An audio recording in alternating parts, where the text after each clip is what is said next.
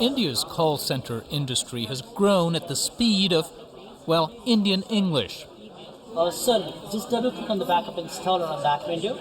English is widely spoken here, but it's also heavily flavored by Hindi and other local languages. On the screen, it says add removed programs, right?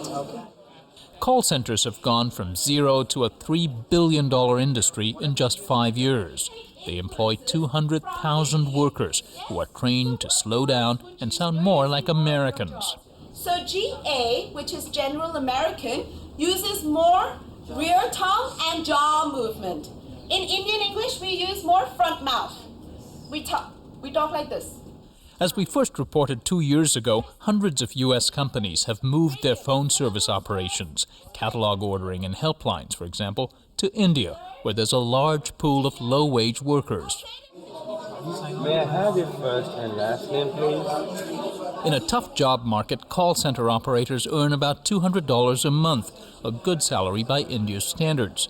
It's enough to attract highly qualified young people, most of them college graduates, like Shashwat Chamaria and Jayant Khati. I had a couple of MBAs, I had half a dozen engineers working in my team. Looking at the growth people had achieved in a short span of time, the financial rewards, the exposure, and to a certain extent, job satisfaction, I did think it could be a career. However, those thoughts of career ended quickly. Both men, like thousands of colleagues, began looking for other work. They say the extreme stress and demands of the job are proving too much for many workers. The shifts, which go through the night to coincide with the American business day, take a heavy toll. Lack of sleep, dark circles becoming an integral part of your personality, addiction towards nicotine and coffee, just to stay up in the night, things like that. India's call centers have an annual attrition rate between 35 and 45%. Some people hopscotch among different centers, but many leave the industry entirely. The novelty of call centers is wearing off, and some in India now question the benefits of being the world's 1-800 capital. It's drudgery of the worst kind, and it's actually more than that. Praful Bidwai is a syndicated columnist in New Delhi. Imagine having to speak in a fake accent, which is not your own, for 10, 12, 15 hours a day. I mean, there's something terribly distorting psychologically, I think, uncomfortable and degrading and humiliating. And Bidwai says it's American or Western firms that mostly benefit with savings and wages. He says in exchange, India gets mostly dead-end jobs, often in harsh conditions, with few prospects for employees to advance. And he says it hurts other sectors of India's economy. I think the real potential of India in terms of jobs and employment lies in manufacturing and in services of very, very different kinds, whether it is banking or tourism.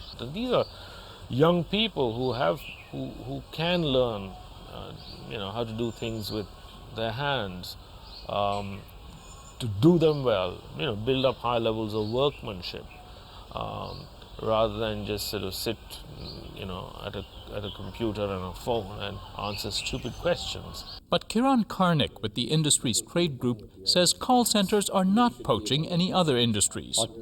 At the end of the day, India will yet be producing millions of people who are, just graduated from school or have done a bachelor's degree and who have no specialized skills. They're not going to work on farms. They're not going to work on the shop floor. These are middle-class Indians. They want white-collar jobs. And to the extent this industry meets that need, I have no apologies for it. In fact, I'm delighted. Far from stealing from other sectors of the economy, he says call centers have been a boon for India. Typically, when people who are graduates from the urban middle class, fairly up to date on what's happening around the world, you have ambitions. And if these people don't get jobs, there's a sense of frustration that sets in. That frustration translates either into, dropping out of society, taking to drugs, maybe becoming a criminal, and in some of the fringe areas in this country, becoming a militant or a terrorist. These former call center workers generally agree. You show me a better way, I'll go there. But if there is no better way, where do I go? Obviously, I have to do something. By doing nothing, obviously, the country may have other bad impacts, like crime rate may go up, or unemployment may go up, or, Don't worry about it, it'll take care of your issue very well. No one's sure how much they prevent unrest or terrorism, but most experts agree call centers, especially those in back office or telemarketing services, can bring only limited prosperity to India. They say the real growth areas are in businesses that can use India's large supply of higher skilled workers, like those in engineering or medicine. One example is the business of clinical trials, which pharmaceutical companies use to develop new drugs.